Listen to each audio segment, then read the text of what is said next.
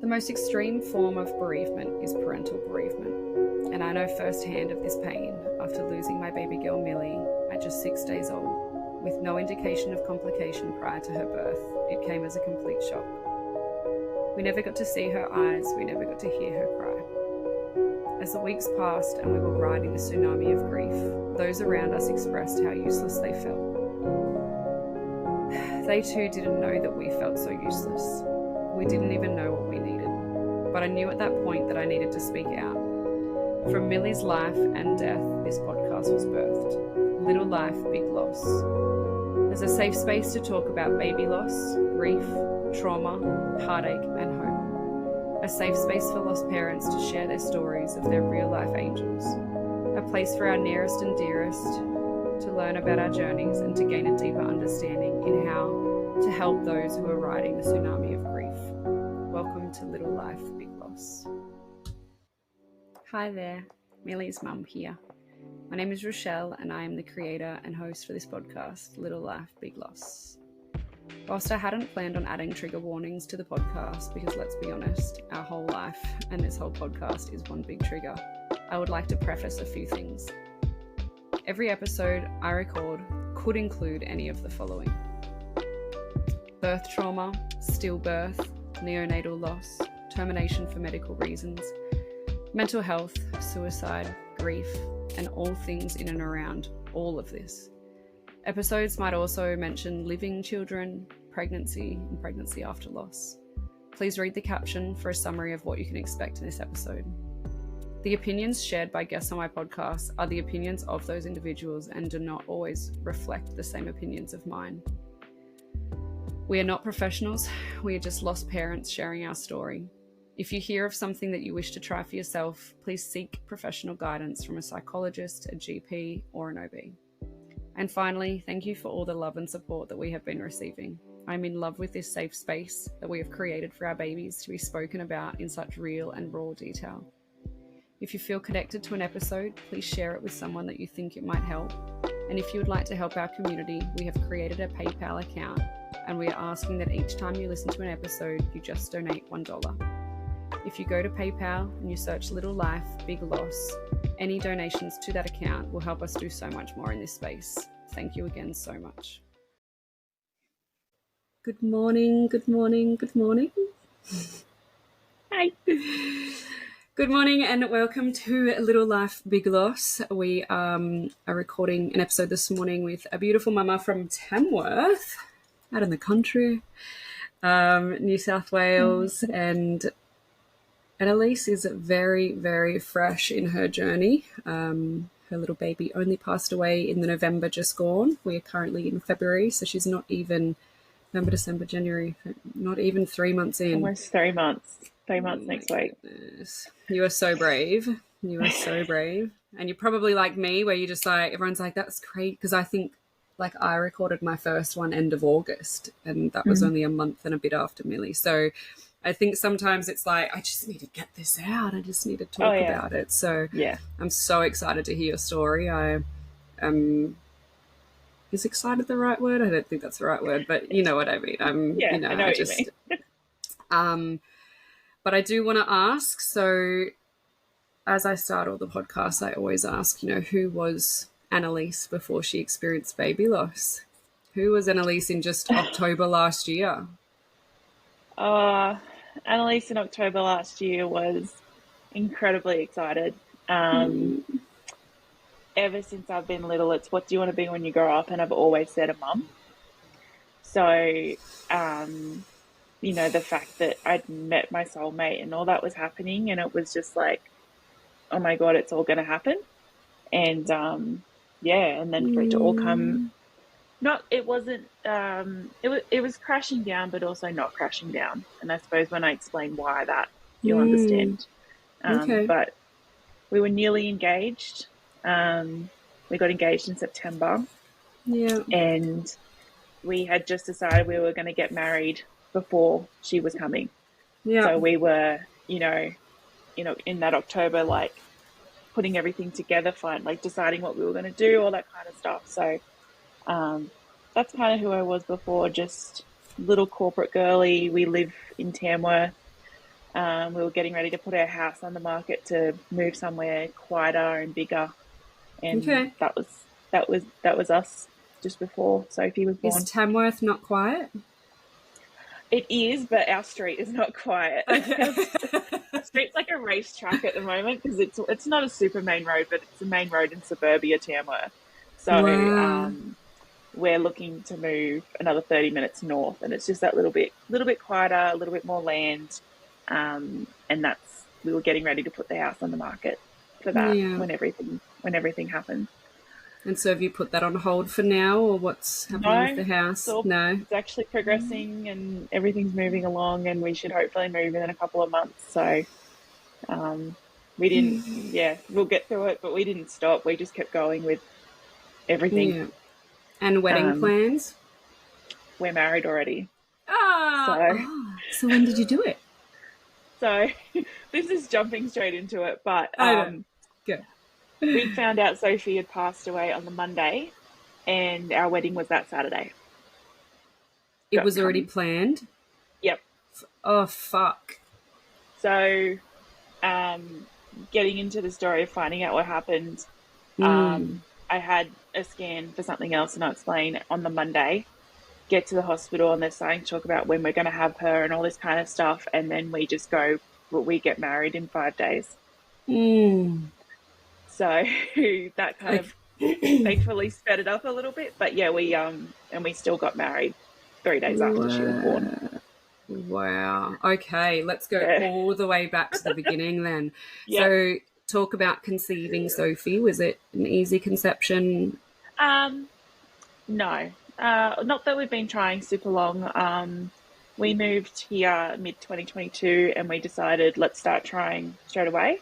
We don't know how long it's going to take. I do have endometriosis, and I was kind of told you probably should start now. I was 31, I'm 32 now.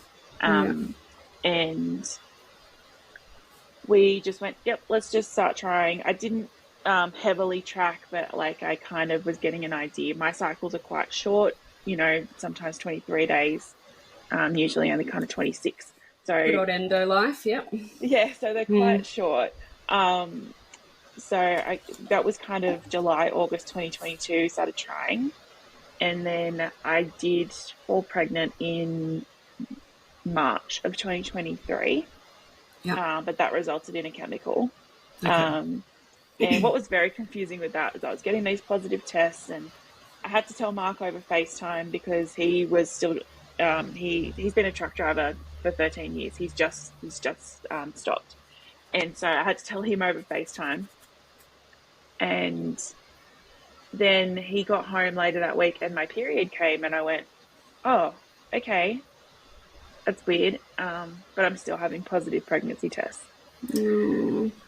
And went to the doctor, which was the first time I was meeting a doctor because it's so hard to get a GP in Tamworth. Okay. And I walk in, I'm like, so I think I'm pregnant, but I'm bleeding. So I got sent to the hospital straight away, and they were like, no, your HCD is actually going up. Not at a dramatic rate, but it's going up. So for 6 weeks, we kept getting positive pregnancy tests, but not super strong lines. I was like, this doesn't feel like I would expect it to. And finally, I had 2 ultrasounds at 6 and 7 weeks, and they never found anything. Okay. So I was going to say, were they worried at all that it could have been an ectopic at all? Well, that was the first with the bleeding. But they obviously, when they then started doing scans at 6 and 7 weeks, and they said there's just nothing there. So we'll put it down to a chemical, move on. So then we fell again in, I think it's like my last period was in May. So it was end of May I kind of fell. And I was strictly tracking that one. I was twice a day ovulation tracking because Mark is a truck driver. I had to, he was not home every second night. So you had to kind of really did have to find out when it was, because if he was home for overnight, I'm like, I'm sorry, let's go. I'm sorry. I love that. So, and I remember probably the week of the implantation, I was so crook. I had the flu and I had a huge week at work and I was just really, really crook. And then yeah, we started getting the positive tests. And I remember I took it into Mark, and he's so sleep deprived. I went, I think there's a line. He went, okay. And that was kind of it. And then um, and everything was going okay. I didn't have too much sickness, but the line was getting darker and darker. I had my dye stealer. I was so excited. Yeah. And then at 6 weeks, I had some brown bleeding. So I took myself to the hospital and just went, I'm just not sure. So they did a scan, and the tiniest little bean was there. And we even saw a flicker at 6 weeks. Yeah. And I remember, because I was upset, I was by myself. Mark was in Brisbane, and they said FaceTime him from the ultrasound room in the hospital. So he's there with his overalls and his big earmuffs unloading. And he's like, is this the right time? he's sitting there like this, like, what am I looking at? Because anyway, so then we had the dating scan a week later, and everything was on track for Valentine's Day. So her due date is next Wednesday. Oh. So everything was going good. And then I told my boss at 4 weeks, because I was crook and I had to either be asking to work from home or I was taking sick leave. So I told my boss. And she spilled to someone else in our office, which is fine. And I'm kind of glad she did, because one day I was at work, I was standing up writing on her whiteboard. She was on leave. I'm an executive assistant. What did you do? So, okay, yep. Yeah. And I was writing on her whiteboard, organising something, and I'm standing there, and I just felt this gush, and I went, that's not good. Ran myself to the bathroom, and there's blood clotting everything. Fuck. And I'm like, what do I do? And proper millennial, have my phone everywhere. So I called the other lady in the office that knew. She comes running in. I'm like, I'm bleeding, and I'm hysterical at this point. And she's like, I don't know what to do. I'm going to find someone that's had a baby. So she went and found someone else in our office. Our office was small at this point. There's only like 8 people in it. And she came in, and she just said, well, you can't do anything in there. Get out of the toilet. Let's go. And one of the ladies took me up to the hospital, and she sat with me. But being regional, we still have a pretty big hospital. Like, yeah. We have a pretty big hospital, but like I got in, I said, I'm 8 weeks pregnant, I'm bleeding. I did rush and get bloods straight away, but then we waited 5 hours for anything. And by the time we got to that, it was 8:30 at night, and they said, we can't call in a sonographer, you're not urgent enough. You need to go home. What time would you like an ultrasound tomorrow? 9, 10, 11? I'm like, 9? I'd like to know straight away, because I'm like, this is it, it's over. Again, Mark's not here. Mark's on a plane from Brisbane to Sydney. Far out. So I'm home alone that night. Took myself in thinking, this is it, it's done. Do the scan, and there's my little bean with its heartbeat. And I was like, I was talking to Mark, I went, look, this is going to happen. We're going to have to, if I have an option, I want a DNC, I don't want to be awake, all that kind of stuff. So that happened, and then I went back to the office, and I told everyone in my office. We hadn't told parents, friends, or anything at this point, but I told my office, because I was hysterically crying walking out of the office. So I was like, probably should explain what happened. So I just kind of called everyone and went, hey, I'm pregnant. And they were like, oh, okay, cool. Yeah. And then it kind of, then we went, okay, let's start. So we went down to Sydney and put together little boxes for our parents. So little box that had shoes in it saying, can I have these back in February? With the little bean scan. And so I told my parents, Mark's parents, I got my niece and nephew big cousin shirts that they put on, and then they walked out to the rest of Mark's family and all that kind of stuff. And then told my brother and his now fiance as well, and just started telling people. We had this little onesie that I got that Mark went, you're over the top for buying that, but that's me, and it said baby Strawn, which is our last name. And when we started going to tell friends, I just would pull it out, and one I was like, oh, can I bring another person to your wedding, because they get married next month. The onesie. Telling my family interstate, FaceTime them, and with the onesie and all that kind of stuff. So, but we had decided we didn't really want to put it on social media. So I told people that I wanted to, and then I would post things in my close friends on Instagram to kind of share and talk and have that little bit of connection with my friends that weren't here in Tamworth. So I remember there's also the healthcare system. That GP didn't give me referrals for a 12-week scan, blood tests for a 12-week scan, didn't offer me NIPT. So, but first timer, I didn't know. And obviously things have changed since Mum's done it. She, you know, when Mum's like, I had 2 scans when I had you in 1992. Like, it's so different. So I rock into my first hospital appointment at 12 weeks and they're like, where's your scan? Where's your blood test? I'm like, what are you talking about? And they're like quickly rushing, going, you need to have an ultrasound like within 4 days. You need to have the blood test before. You can have an IPT, but there's no point in doing it now. That was kind of the wording. Right. And I remember I went into the ultrasound and she was amazing. Like, I had some on and off ultrasound experiences, but my 12-week one, she was lovely. And I remember them going, well, I'm struggling to find the placenta cord properly.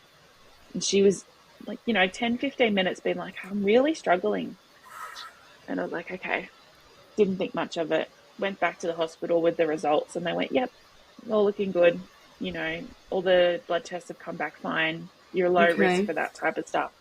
But we're labeling you as high risk because my BMI is too high. And that's a whole nother conversation because I'm a almost 6 foot woman and I'm 130 kilos. So they put me at high risk. So fuck. That was I was frustrated and I was losing weight in my pregnancy because I was so sick. With all day sickness. I am not one to lose my appetite and I lost my appetite. The only thing I could stomach really was like Macca's cheeseburgers with no pickles. That was my thing. And I love pickles normally and I went off. I was about to say, I love pickles. I love Macca's pickles and I went off them. I was like, oh, no, can't do it. I literally ate Macca's toasties, like ham, cheese, tomato. I know you're not supposed to have deli meat, but I would ask them to cook it twice. And I'd even say, I'm pregnant, can you cook mine twice? And then and an iced latte, which I still have most days. Iced latte, toasted sandwich, and some days I would alternate with KFC Twister instead. And like, I don't know if I've ever shared this on any of my podcasts, but Dylan and I were even through, you know how you were saying at the beginning you laugh if you're awkward? So when Milli was in hospital, at one point Dylan and I were like, maybe I ate so many Twisters that she thinks she's a chicken twister and she just was going to wake up soon and realise she's human. Like that was one of the jokes we were making. Oh, wait till I tell you some of the ones we did. Because I'm like, that's kind of fucking weird. Yeah. No, but I know what you mean. Yeah, so no, definitely. And so if I didn't eat those things, I was vomiting. It was the only thing that I could keep down as well. My whole thing was I'd get up in the morning and I'd kind of have 3 dry retches and then I'd go. I'd have to try and feed the 2 dogs, the 2 cats, wet food. So when the rare mornings Mark was home, he's like, I'll do the food. I was like, thank God, just do it. So everything was kind of... Oh, sorry. Yeah. No, you're right. I was about to say brushing your teeth even used to make me gag. No. Everything was tracking along, and I remember I was struggling a bit with work just to, be all there and be, what I needed to be. And I did start, I think, asking to go to the hospital more. I wanted just hospital care. Finally, it kind of... 18 weeks I got some consistency with a GP within the hospital. And I remember getting the thing saying, you need to have your 20-week scan. And I was so desperate to save money that I was like, I'll book it through the hospital. So I kept calling and calling. They're like, we don't open our books until 4 weeks before, like blah, blah, blah. Finally got through and I was like, okay, book it. 20-week scan, but I'm having it at I think I had it at 18 and 6 because my next hospital appointment was at 19 and 1. And you don't plan your hospital appointments. You get a letter in the mail that says, here's your 12-week and here's your 20-week hospital appointment. Okay. So I didn't have a choice in that. Anyway, I remember I did everything in my power. I said to Mark, I said, I don't mind if you're not here for everything, but I really would like you here for scans. So he, did ridiculous hours to make sure he was home for that 20-week scan, which was at 18 and 6. Anyway, we walk into the hospital and sit down and everything, and I lay down and I'm looking up at the screen and she went, oh, that doesn't work. I was like, oh, okay, righto. Well, this is going to be, knowing this scan was a long scan too, like I was like, this is an hour. And I said to Mark, well, this is an hour scan, be ready. Anyway, but she then wouldn't show me the screen either. So for 20 minutes, we're sitting there just talking while she's scanning. And then she was like, you're way too early for this scan, like in terms of my weeks. I said, well, I didn't choose this. This is what was given to me. Then she said, geez, your baby's moving a lot. I was like, shouldn't that be a good thing? I know with these morphology scans that sometimes it's hard. And then after 20 minutes, she went, okay, I'm done. And I'm like, that doesn't feel right. Anyway, and she quickly turned the screen around and went, there's baby's heart, there's baby's head, there's baby's toes. Okay, see you later. And I walked out like hysterically crying. And Mark's like, it's fine. Like, her heart's, like, we didn't know it was her at that point. Heart's beating, everything's all right. Oh, we also asked, can we have a gender? She said, no, we're not allowed to do that. And I was like, okay, righto. And at that point, I was just really upset and annoyed. And we were going to Sydney later. Exactly. So okay. I went back to the hospital 2 days later for the appointment, and she said, look, we've picked up an issue with your placenta. So your placenta only has 2 vessels instead of 3. Okay. So that means that she's okay now. So at this point, I'm 19 and 1.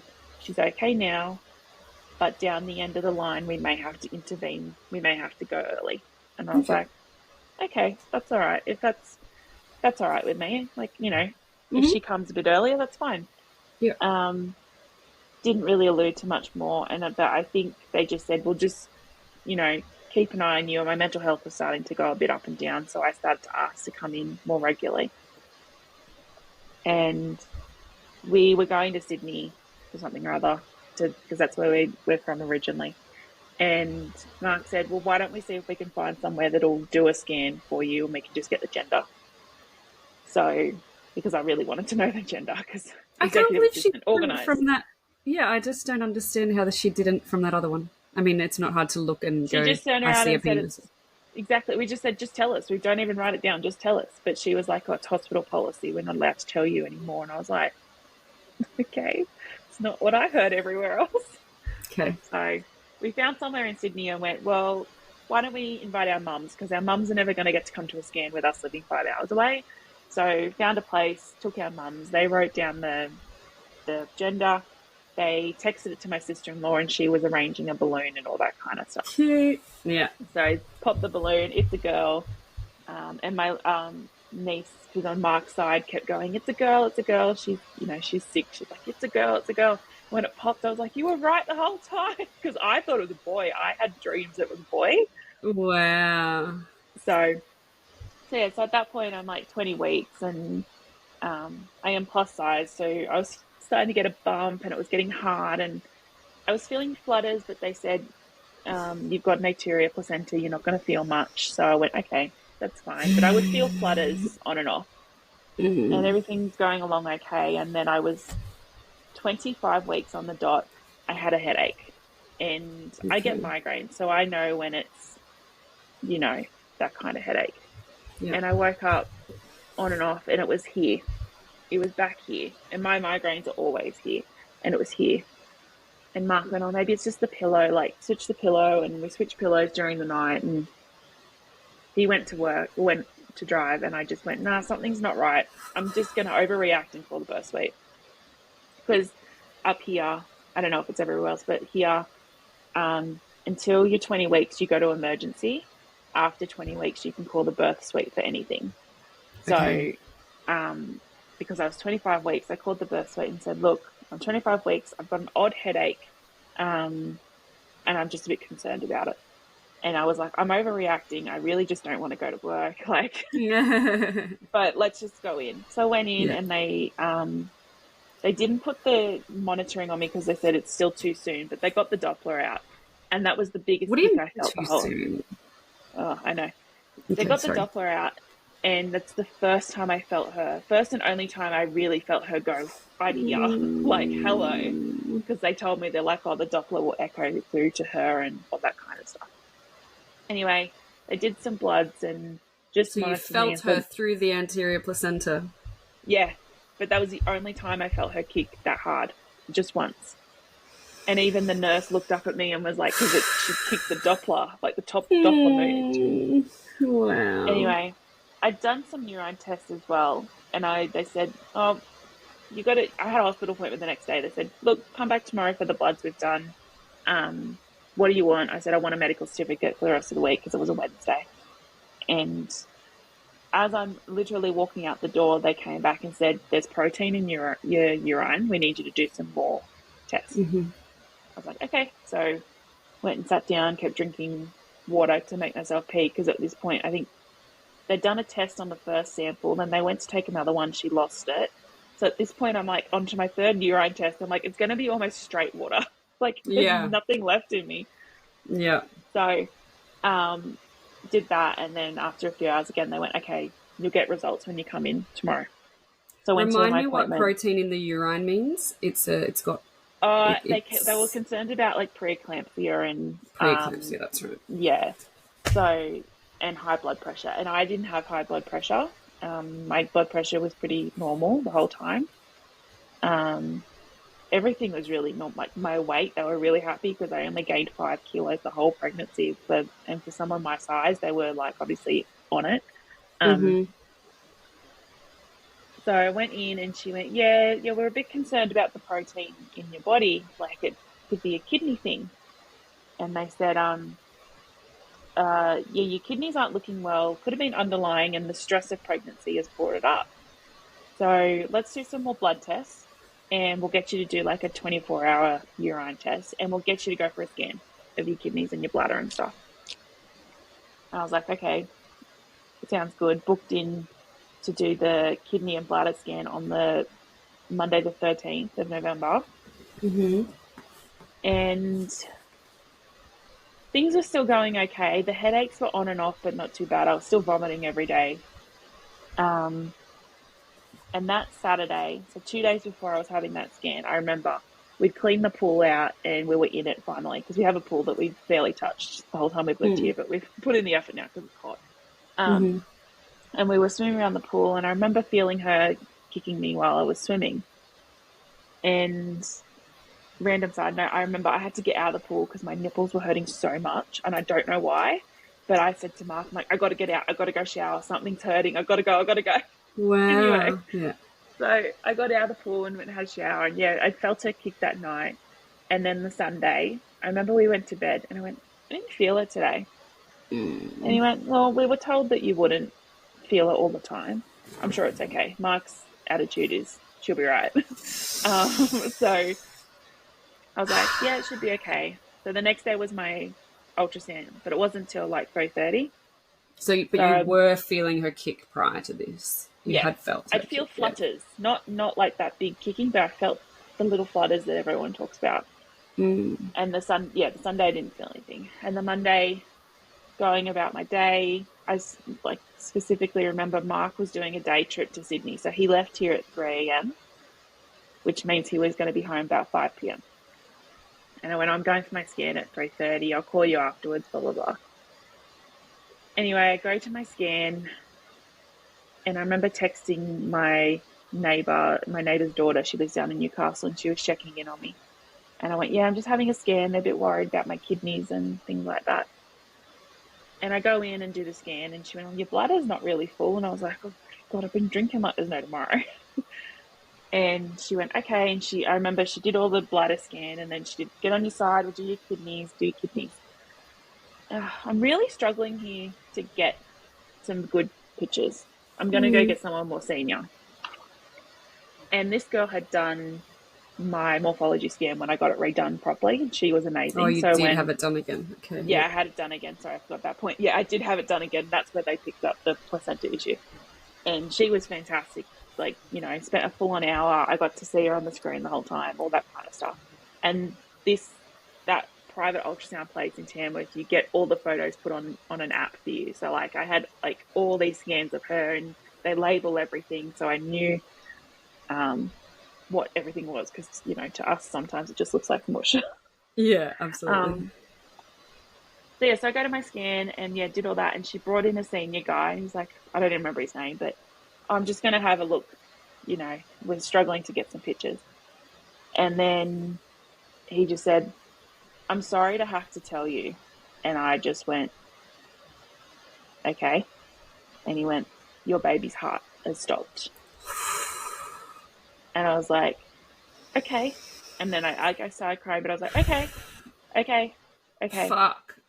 And then I'm like, what do I do? I'm sitting there going, what do I do? And I check the Find My app, because I have Mark on there, because it's just easier to see where he is. And he's at Morandi, which is about 45 minutes away. And I went, I can't call him. He's in a fucking huge truck. I'm not going to call him and tell him this. And I was like, who else do I call? I tried to call one friend, but she was still working, and she's in a preschool, so she didn't answer. And our other friend had only a 7-week-old. I was like, I can't call her. And then the other person I thought to call was my neighbour, and I knew she was interstate for work. And I was like, who do I call? And then I went, well, you've just left work and your boss's diary's empty. So I called my boss. And she's just like, hello. And I was like, I need you to come to here. And then I broke down. The girl took the phone and said, look, Annelise's baby has passed away. We need you to come down and get her. So I'm sitting there, and I'm just in like, I think I was still in shock. I was just like, okay. And I remember Jackie walking in, and she, oh, darling, oh, it's okay. And then they went, look, we're just getting the doctor's report together. Like, they're urgently getting doctors to write what's happened and get all the pictures. And unfortunately, all those pictures went to the app on my phone as well. Oh, but that's okay. It's okay. And so you thought she was just taking pictures of like your kidneys and stuff? Like, did you think that? Yeah, so they were checking my bladder and my kidneys, which they still did. But they did, obviously, when they scan your bladder, it's right near where she is. Yeah, okay. So obviously at the same time, we'll just check, and that's where they're like, there's no heartbeat. So yeah, so they're doing that, and Jackie's just sitting there with her arm around me, and Mark's trying to call me at this point because he knows he's almost home, and he knows I should have been finished, and I just hung up. I didn't answer it. I just declined it. Then I started going, Jackie, I'm going to vomit, and they got me a sick bag, and then I was like, okay. So they went, right, we're going to walk you out the side so that you don't have to really interact, and that you're not going to have to pay. I was like, thanks. Appreciate that. And Jackie just said, I'll just put you in my car. We'll leave your car here. And again, Tamworth, everything's 5 minutes away, so it didn't matter. I'll take you home. Where's Mark? I said, Mark's 20 minutes away. So she brought me home. And at this point, yeah, we're 5 days out from our wedding, so the house is just a mess. And we just walk in, and I remember I was like, do you want some water? I'm like, got Jackie water, all this stuff, because there's, a visitor in my house. I'm like, do you need water? Yeah.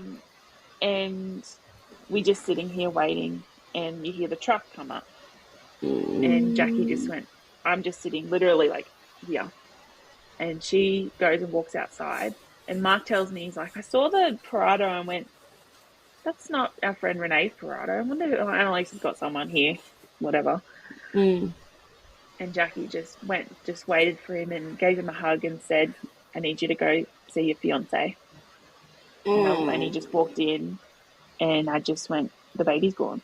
He's like, what do you mean? I said, the baby's gone, the heart stopped. And he just went, fuck, okay. Gets his phone out and calls work. Hey, how much do you need me this week? And we hadn't obviously told anyone except my boss, and then we're calling Mark's boss as well, and he's just been frank and just went, the baby's just passed away. I don't know what my week's going to look like. I'll do what I can to help, blah, blah, blah. But the truck's here. It's fully loaded. They're needing to unload. Because he'd get home and he'd unload the next morning. And then we just sat there and so we have to go to the hospital now. That's what they've told me to do. Anyway, so Jackie took us back to my car and we drove up to the hospital and just went straight to the birth suite. And I remember when I went to the birth suite with the headache, it took like 20 minutes for someone to come get me. This time I pushed the button, go, my name's Annelise, and they opened the door. They were there instantly.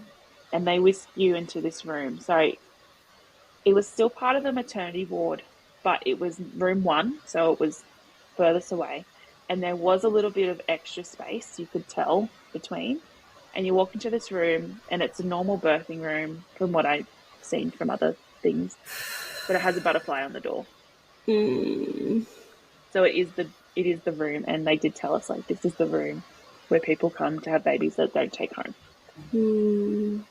And so we're sitting there, and I remember they did some bloods, and the amount of blood they collected from me, like, she's like, I have to get like 14, 15 vials of blood out of you. Far out. Because we've just got to test everything. So remember, that was one of the first things they did. Were they testing everything to check like your health or to see what's happened to baby? Your health, mainly my health, because of the kidney thing. Yeah, my health was going downhill, and I've now found out I was gravely ill, but didn't know really. Like, I just put it down to being pregnant. Oh, wow! My kidneys were shutting down pretty much. So yeah, which was just like. Because I was booked in after everything, like, oh, you'll go to a kidney specialist, and I was booked in for the 27th of November to go see the kidney specialist. So they did the bloods, and we got to the hospital at like 5:30, 6 o'clock, and this beautiful social worker, who became our social worker for the whole experience, she said, I knew you were coming, so I didn't go home. No. And she just kind of sat with us, and then very quickly told us about the Bears of Hope and said, do you want this? So I went, yep. And she went and got it all. And that bear is obviously like sits on my bedside table now. And we just held it. And right at the beginning, when I was like just home, I would sleep with it and all that kind of stuff. So I remember them doing my obs, and my blood pressure was spiking. Not ridiculously, but they were like, it's high, and you don't have any history of high blood pressure. And then I'd gone into shock. So I was vomiting. I couldn't stop vomiting for 2 hours. And then the high blood pressure's going up. At this point, it's 8 o'clock, and they're like, look, you're going to have to stay. Yeah, 8 p.m. Yeah. Like, you're going to have to stay here. I'm like, okay. They said normally we'd send you home with a plan, but they said, look, let's just keep you here. We'll talk about the plan in the morning. Just try and get some sleep. I remember at one point Mark came home to feed the dogs and the cats because we just didn't know what was going to happen. So he came home quickly, fed everybody, and then came back up. And they got him a bed and all that kind of stuff so he could sleep. I mean, he'll sleep. He's been a truck driver. He'll sleep sitting upright in a chair. So but they got him a bed and everything. Bless him. And I remember him coming back, and I'm sitting upright asleep because that was the only comfortable position, because it just felt like, and like, I have a history of anxiety and depression, but it was the worst anxiety I've ever felt in my life. I was like, I cannot breathe. Someone is sitting on my chest. And so they said, go to sleep. We'll talk about the plan in the morning. And got me up in the morning. And I remember my midwife, her name was Emily, and she just said, okay, so you're going to take a tablet now. This is like 7:30 on Tuesday morning. You're going to take a tablet now. It's going to soften your cervix. Go home, have a nice meal, have relaxation, call everybody, because it needs 24 hours to do something. So go home and relax. And we know you, like, we hadn't told anybody except our 2 bosses that this had happened. So, like, go home, call your family, tell them what's happened. So they sent us off I took the tablet in the hospital, and we came home. I remember on the way home, Mark's like, what do you want? I want a fucking McFlurry, because you're not supposed to have soft serve. I was like, give me a McFlurry. And I remember we got it, and I barely touched it, because ever since that day, my appetite has been non-existent. Yep. And we got home, and we just kind of sat here and was like, okay, well, we've got to start calling people. So went to call Mum, and she was out doing something. And she's like, is everything okay? I went, yeah, just call us when you get home. Just call us when you get home. So I FaceTime Mark's parents, and thankfully they were both home together, and we FaceTimed where we could. And that was the first time Mark, like, had gotten a bit upset when he realised we had to tell our niece, the one that kept saying it's a girl, it's a girl, it's a girl. And we're like, we've got to tell Lara what's happened. But yeah, we told his parents and then told my parents. And my dad's not one to get emotional. It's a lot for my dad. And Mum quickly showed me him on FaceTime with his head down. And that broke me, seeing Dad cry. And then, yeah, then we called my sister-in-law and said, what's happened? And we were like, are the kids home? And she's like, yeah. We're like, you need to walk away. And she walked away, and we just said what's happened. And she's crying, Mark's crying. And just throughout the day, we called people. I was a bit distant from my brother at that point, and we just texted him saying, we need to talk to you. And he called, and he was in shock because they've got a now 2-year-old. So I think he felt a bit more now that he's a dad. Yeah. And and then just started calling people. I called my best friend, who's due next month. So I told her when I was 9 weeks pregnant, and she was secretly like 3 weeks. Oh. And when she told me later, I was like, you're kidding, you were at the same time. And we just didn't know. Because in our group, there was about 5 of us pregnant, but due between now and May, just with friends and stuff. And it was just like, yeah, we just started FaceTiming and calling people. And I remember playing dumb a bit because someone called me from work. And because I was planned to be off for the wedding anyway, like from the Wednesday onwards. So, yeah, so I just was playing dumb with work because I was supposed to be working on the Tuesday, and Jackie just said she's working at home. She's at home today. Yeah. Called the celebrant for the wedding. Oh my gosh. And Mark just had to say, look, this has happened. And bless her, she got so upset, and she just said, you tell me what you want to do. And I remember us sitting in the hospital and said, we will get married on Saturday. We don't know where, we don't know how, but we will get married on Saturday. And I think with the hospital too, they were pushing for me to give birth on Thursday. And when we said we're getting married on Saturday, they pulled it forward and said, no, we'll get you to give birth on Wednesday. And so spoke to the celebrant, spoke to our friends all up here. And then I remember we were sweet week, like, you know, you like the happiest day of your life mixed with the worst day of your life. Like, and our wedding was planned to be very elopement style. So it was on a friend's paddock. It was marquee. It was a dress I bought online. It was 30 people. Yeah. You know, it wasn't, the plan is to have our big party soon. The plan was like, when she's here and everything's settled and we've got a bit more land, we'll have a party on our new land. Yeah. So yeah, and I remember that, like, Mark's like, what do you want for dinner? It's like, Chinese. Why not? Anyway, got the Chinese, and I was like, that's the worst batch of Chinese we've ever had. It was so disappointing.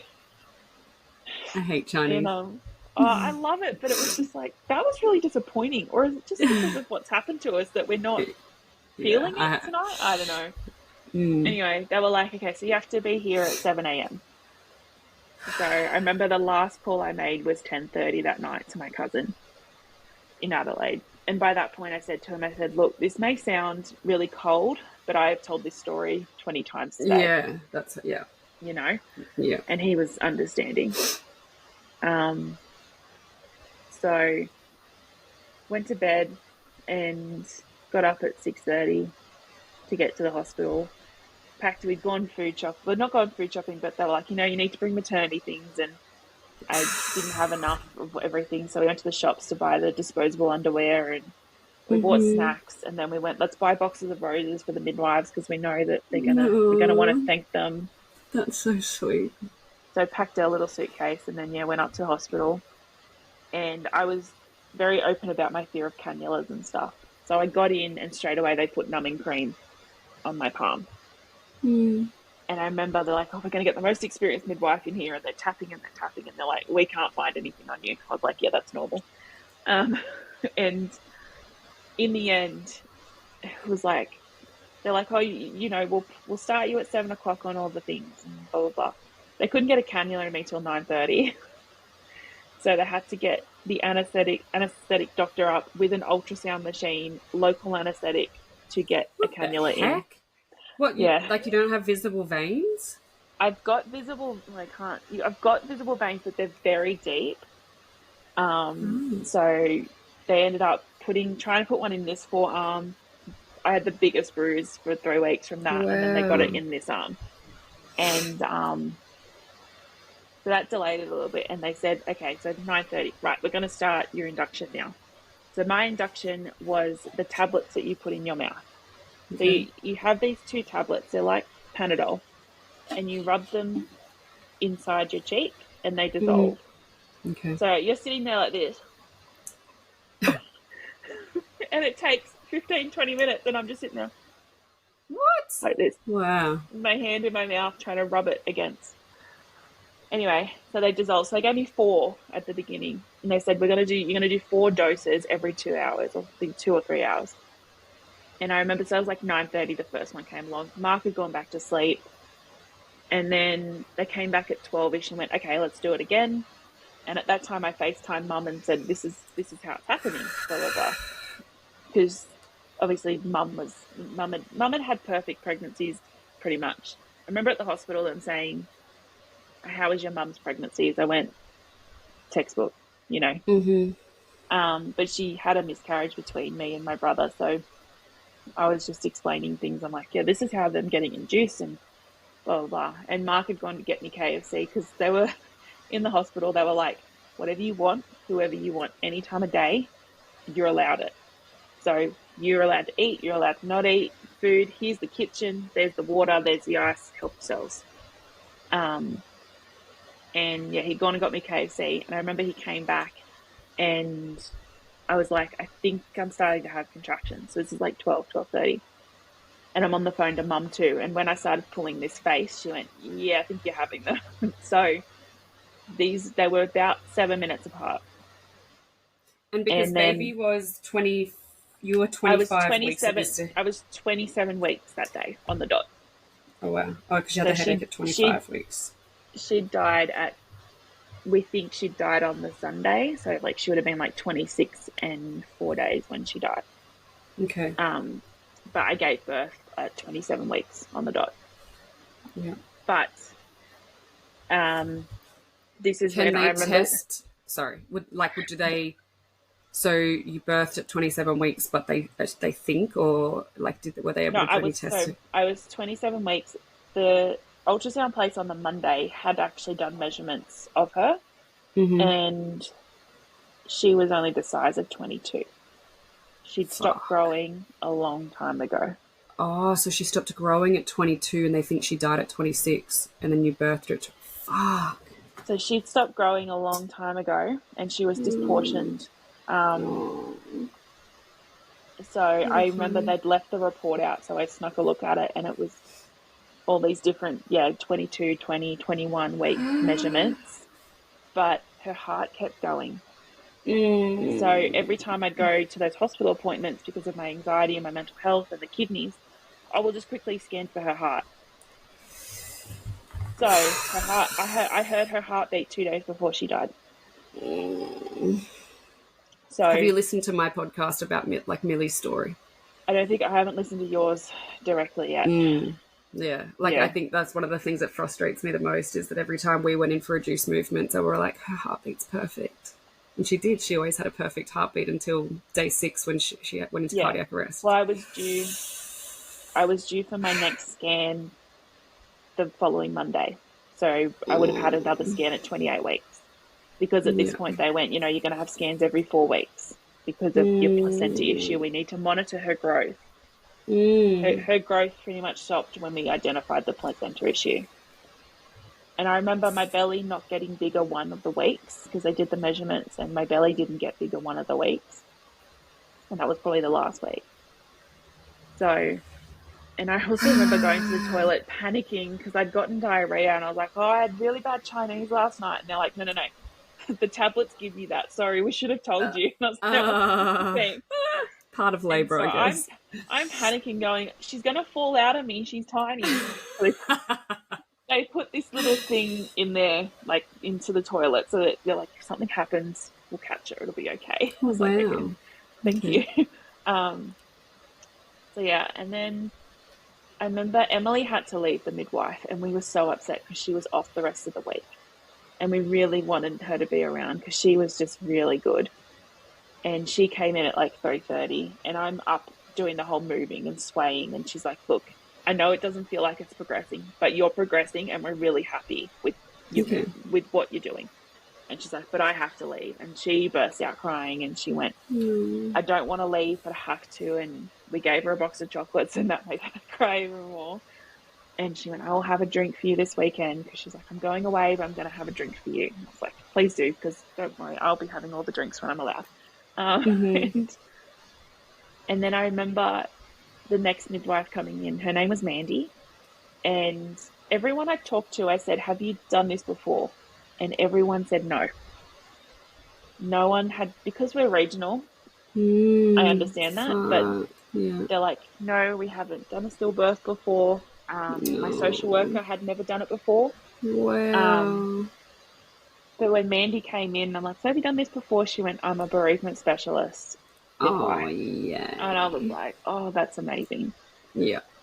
So had another dose thingy at 4, and then had another one at 7. And I'm sitting there at 7 o'clock going, oh my God, it's like, we need to get moving. Like, I have to. So this was 7 p.m. 7 p.m. on the Wednesday. Hours. Yeah. I'd been in the hospital for 12 hours. I think my labour started about 12:30. My active labour, then we kind of started about 8 p.m. So I remember I couldn't eat or anything. And Mark was on the phone. We were FaceTiming Mum and Dad, and Mark just went, I think she's getting closer. Like, I just started going downhill, and I was groaning, and I was moving all over the place. And yeah, that was around 8 o'clock. And that's when, and what I'm grateful for is I have a lot of sensitivity down there, quite tight, all that kind of stuff. And I was terrified about getting checked and all those type of things. Not once did they say, we need to check you. They just let me do what I needed to do. And I remember at 8 o'clock, she was like, okay, I can see just physically you're starting to progress. And I feel like I'm going all over the shop. No, that's fine. But they had also said to me, what are your wishes with everything? And we said, okay, we don't want to see her when she comes out. I don't want skin to skin, knowing that she's going to be disproportioned, and I just didn't want to see that.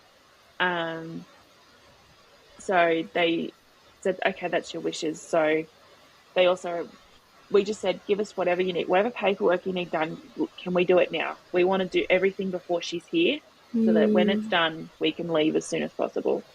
So we said, yep. They brought in everything, decided we want to cremate her, decided all that kind of stuff, and did everything we needed to. Chose her name because I'd reached out to a friend who had stillborn twins just before COVID, and I said, this is what's going on, and I don't know how to react.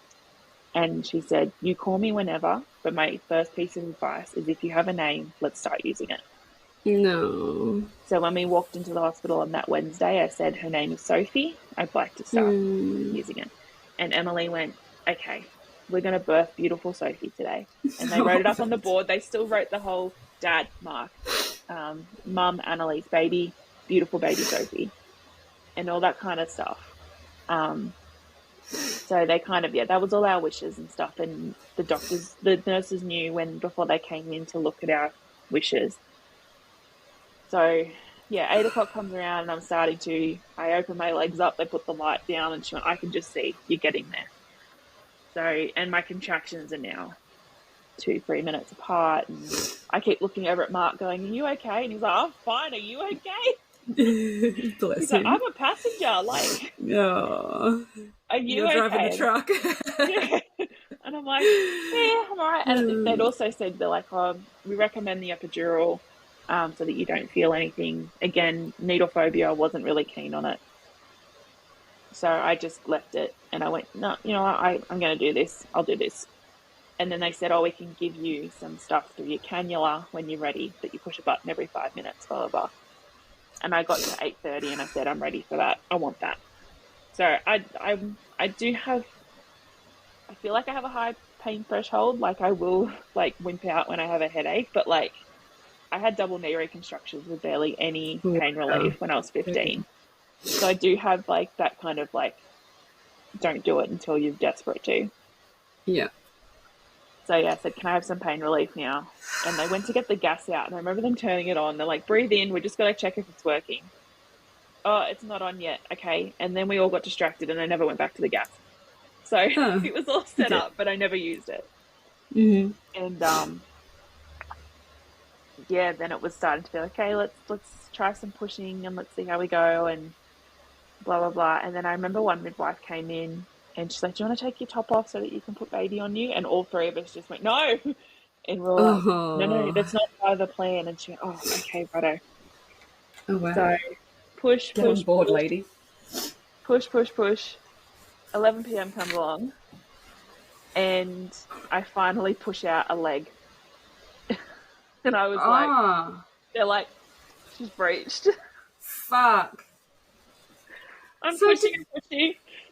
Yeah. And I felt that pop of like the body, like, you know, I felt it. And I was like, oh, that's something different. And then she goes, oh, that's a leg. And we all just burst out laughing. Like, of course she's breached. Why wouldn't she be breached? So did they not scan? Like, this is what blows my mind. Why the fuck did they not scan a belly before? No, they just went off. They literally went off the kidney and bladder scan, but yep, she's passed away. That's it. Fucking stupid. Anyway. And there was, I just remember getting to the hospital being like, just put me to sleep. Just put me to sleep. I don't want to do this. Just put me to sleep. And they're like, we can't put you to sleep. And, yeah, I popped out a leg. And then I remember popping out more. And for 20 minutes, her body was hanging out. But what's happened is because she's breached, but also her head was like this, like tilted up to the sky. So she was looking up. If she was alive, that's why they wouldn't. So that if she was healthy, they wouldn't have let you birth vaginally breech because of their head gets caught like that. So her head was caught.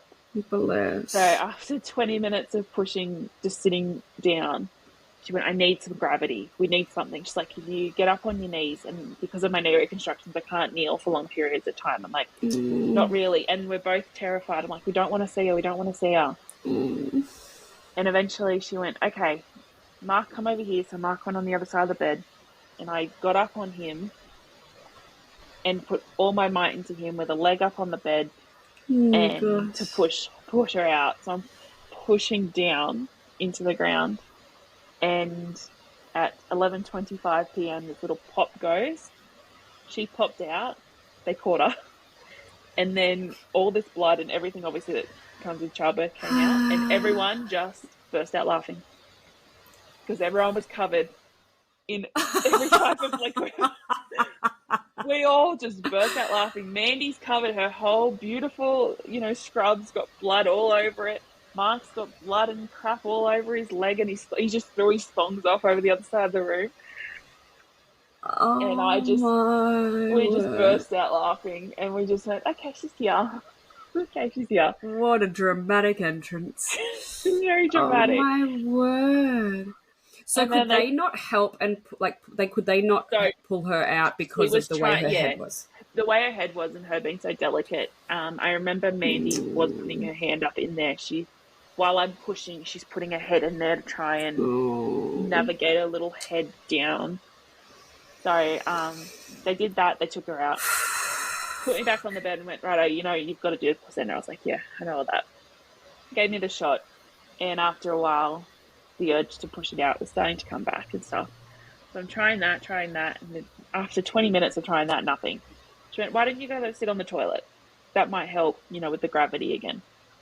And at this point, it's midnight, and I FaceTime Mum because Of course. Our families are like, do you want us to come up? And we went, look, you're coming up in a few days anyway. Don't bother coming up early. We just want to do this ourselves. But, we'll call you and stuff like that. But yeah, FaceTime mum at midnight, and she's like, what are you doing? I'm like, I'm on the toilet birthing my placenta. And she's like, okay. And, why else would I be FaceTiming what you else right would now? I be doing? Dad had gone to bed, and she was just sitting up, just wanting to know obviously what was going on. Of course. And I was sitting on there for ages and nothing happening. They put me back on the bed and went, okay, we've got to get the doctor now in, all that kind of stuff. Mark has gone to sleep, out like a light, which is fine. Bless him. Yep. I didn't mind. I was like, I've got mum on the phone. He slept.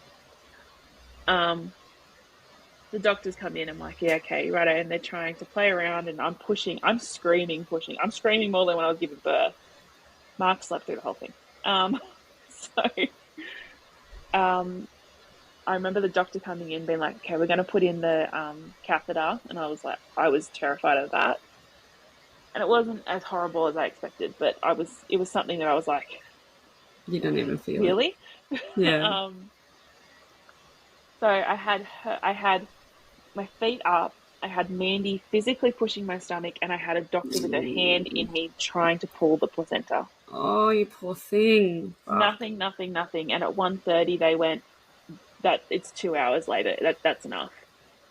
It's too dangerous. They have to get it out. Like, we've got to get it out. So again, being regional, look, we've got to call in everybody to come here, which is far out. Everyone lives at 1:30 in the morning. 1:30 in the morning. Everyone lives in a 20-minute radius anyway.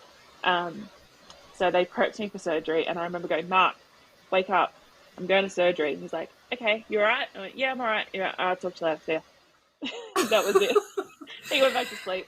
And he told me when later you say surgery, what do they do to remove a placenta? Like, so I had a D&C. Okay. Pretty much had a D&C. I remember them saying, if there's issues with your placenta, we'll probably take you to surgery and you'll have a D&C to get it out. So they wheeled me down, and I just remember telling everyone, I'm so sorry I had to wake you up. No, yeah. And I remember before I went down to, Mandy said they will push just to do a spinal tap. If you don't want a spinal tap, you don't get a spinal tap. You ask to go to sleep. Okay. And when I got down there, the anaesthetic doctor kept going, oh, we'll just do a tap. I went, no, you will put me to sleep. I've been awake since 6 a.m. I have birthed my child who has passed away. I do not want to be awake.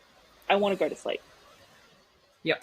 And at this point, they're also worrying. They're like, well, we don't know if your cannula's okay. And I was like, I don't care. Work it out. I want to go to sleep. Bless Mandy for being there and being such a good support for you as well. Oh, it's just, and like while we're sitting there in between contractions, she was like, I'll show you this. And she pulled up a little butterfly urn because we started talking about butterflies. And she went, I've seen people do this before for their lost babies. And so Sophie is in this butterfly urn that when I posted a photo on Facebook, I said Sophie's home, and people didn't realize that that was an urn, because it just looks like a little decor piece, but it's her urn and it's beautiful, and she was showing us and stuff like that. So it was very sorry special. I lost you for a second. Then repeat that bit where you said you posted on socials about the urn. And people didn't realise it was a butterfly, that it was an urn, because it looks like a home decor piece. So I'm very grateful we had Mandy there as a bereavement specialist too. Every hospital needs a Mandy, I think. Because they were talking about, we had to say, what kind of autopsy do you want, and all those type of things, and which we've opted for a full autopsy, which we haven't got the results on yet, obviously, because it's still too soon. So I went down to surgery, went to sleep, came back up about 4 o'clock. They'd fixed up the room. Mark was in a bed again. Went to sleep and woke up at 7 because there was no curtains in the room, so sunlight just kind of woke you. And I remember them coming in, and they just said, your placenta was stuck. You would have never birthed it. Wow. Because my body was only 27 weeks pregnant, it was like, no, not time to release placenta. No. So my body was holding the placenta. So clever body. Yeah, so that's why I couldn't birth it. And they went, there was no way. It was a mess in there. So they Wow. did that, cleaned me out, in a way. And in a way, they were like, obviously you're going to bleed and stuff. But I didn't bleed to the level I expected because I got cleaned out. Do you, so did they end up putting you to sleep? Yeah. Or, no, As bless. they put me to sleep and they took me in, they got the whole cold thing when you go into the room, and I went to sleep. And I just remember waking up and I was a bit agitated, but then I was back in my room and I just went to sleep till the sun came up. And then, that's when they came in and told us the placenta was never coming out of you. I was like, okay, it wasn't just me not being able to do it. It was stuff. So at this point, I remember I spoke to someone or other, maybe my uncle or something, and they were like, when you're ready, we'll bring Sophie in. And I said, well, I haven't had a shower in all of this. I'd like to have a shower. And I still have a Wow. catheter and everything. So they were like, okay, well, we'll help you shower. And did that, and we cleaned the room up. And at about 8:30, that's when we were all ready and they brought her in. And so she weighed 510 grams, I think it is. Oh, little honey. She was 30 centimeters long. But then, she was way underweight for what she should have been. Yeah. I'm not sure what she should have been, but she shouldn't have been 500 grams at 27 weeks. And I remember that we had, I don't remember if Mandy was still there or not. I had this other beautiful student midwife, her name's Kaylee. And she was there from Monday to, I ended up being in hospital till Friday. She was there every day. And I remember Kaylee took my phone and she took a couple of photos of us together. Oh, go Kaylee. That's clever. And then they just said, right, we're going to leave you and you push the buzzer when you're ready. Yeah. And we just sat there. And then Mark kind of went and sat by himself and I just sat with her. And I just remember looking at her and I was like, her nose was perfect. Her nose was perfect. Her mouth was cute, but they'd started drooping a little bit too, obviously. And but I just remember how heavy her head was. It was interesting. It was like you still had to support her head, even though she's not with us. You still had to, because if you didn't, it was just gonna. So I remember just being like, and when I went to hand it to Mark, I went, support her head, support her head. No. And Mark's not one to get very emotional, and he obviously just cried a lot. And I just remember sitting there looking at her and saying, I'm sorry. I just looked at her and kept saying, I'm sorry, we couldn't do it. Yeah. And that's the hardest bit, was just telling her that. Yeah. So after half an hour, we pressed the buzzer and they came and took her. And we thought that was it. We thought, okay, we've done everything, she'll leave now. Yeah. And we found out later on that they actually kept her there another whole day because they kept asking me again, do you want to see her? Do you want to see her? So that's Thursday and it's like 10 a.m. And I remember Mark, so then the wedding stuff was then all in full gear. So crazy. The Wednesday I was supposed to get my hair done, I was supposed to get my nails done, I was supposed to get my lashes done. But Thursday I'd already organised everything, so the marquee was getting delivered to our friend's house, which is 40 minutes away from here. Fuck. So he's like, are you okay? I'm like, I'm okay. And I was like, I'll just call people during the day. And he went up to Manila and checked the marquee was delivered okay and everything. And he came home to check on the animals and stuff like that. And he just said there was flowers everywhere. There was letters in the letterbox. We found out later our friends had jumped the fence to check on the dogs. Oh, bless. I know. And you just forget you even have a life, right? Like, because we have two dogs and a cat. And our friend was minding our dogs because we were going into the private hospital and we knew we were going in to birth our baby anyway and expected to just be there for 5 days and then come home. Mm. And after a week in hospital, you're like, I forgot we even had a house. I forgot we owned dogs. I forgot about everything outside of the four walls of a hospital. Oh, our house looked like a bomb had hit it for like 2 weeks. Like, Mm. it was just, and like for me, like physically, I was recovered very quickly. I had no tearing or anything like that.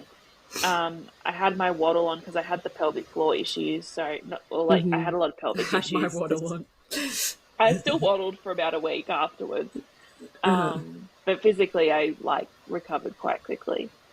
So Mark was out and about doing stuff, and I'd said during it I wanted that Bilson's advent calendar now that I could drink, and because they put out an advent calendar, it was a different vodka every day, and I was like, I can drink now. I want that.